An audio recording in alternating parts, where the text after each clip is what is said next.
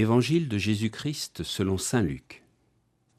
En ce temps-là, Jésus disait à ses disciples : « Quand vous verrez Jérusalem encerclée par des armées, alors sachez que sa dévastation approche. Alors ceux qui seront en Judée, qu'ils s'enfuient dans les montagnes, ceux qui seront à l'intérieur de la ville, qu'ils s'en éloignent, ceux qui seront à la campagne, qu'ils ne rentrent pas en ville, car ce seront des jours où justice sera faite pour que soit accomplie toute l'Écriture. Quel malheur pour les femmes qui seront enceintes et celles qui allaiteront en ce jour-là, car il y aura un grand désarroi dans le pays, une grande colère contre ce peuple.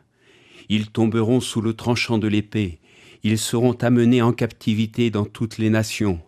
Jérusalem sera foulée aux pieds par des païens, jusqu'à ce que leur temps soit accompli. Il y aura des signes dans le soleil, la lune et les étoiles. Sur terre, les nations seront affolées et désemparées par le fracas de la mer et des flots. Les hommes mourront de peur dans l'attente de ce qui doit arriver au monde, car les puissances des cieux seront ébranlées. Alors on verra le Fils de l'homme venir dans une nuée, avec puissance et grande gloire. Quand ces événements commenceront, redressez-vous et relevez la tête, car votre rédemption approche. Quand vous verrez Jérusalem encerclée par des armées, alors sachez que sa dévastation est proche. Le Christ poursuit aujourd'hui son discours de révélation en dépeignant des événements effrayants pour ses auditeurs. Pourtant, il les encourage. Il les encourage à vivre dans l'espérance. Cette fois-ci, ce sont des hommes debout, des hommes qui expriment complètement leur liberté et leur humanité que le Christ veut susciter.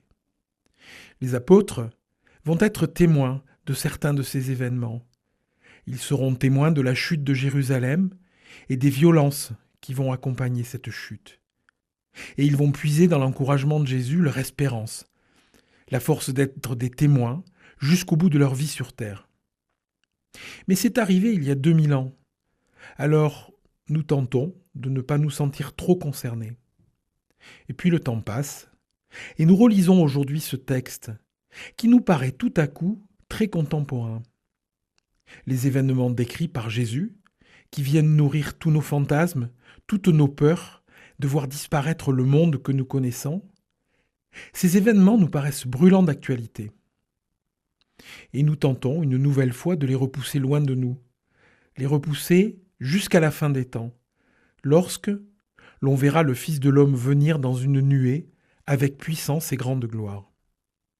Pourtant, en faisant cela, nous nous comportons simplement comme ces nations affolées et désemparées devant le fracas des flots, comme des hommes mourant de peur dans l'attente de ce qui doit arriver au monde. Nous avançons courbés et inquiets. Nous cessons d'être des hommes debout. Nous perdons petit à petit notre humanité.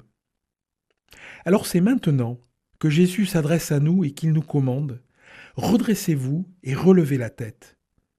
Cette injonction nous invite à redevenir complètement humains, des hommes capables de voir, de comprendre, de se projeter, des hommes libres. Redressez-vous et relevez la tête, car la rédemption approche. Pour goûter pleinement cette nouvelle de la rédemption, il faut nous détacher de ce monde matériel qui nous rend esclaves de nous-mêmes, de notre confort, de nos vies bien organisées. L'espérance que nous donne le Christ ne repose pas sur ce monde que nous avons bâti pour notre confort et que nous tentons de préserver, au détriment souvent de notre humanité. Notre espérance, c'est la venue du Fils de l'homme dans une nuée avec puissance et grande gloire. L'espérance chrétienne, c'est celle de la rencontre amoureuse avec le Seigneur dans nos vies. L'évangile du jour était commenté par Frédéric Dupin, diacre permanent au service de la paroisse Saint-Jean d'Erdre et Gesvres.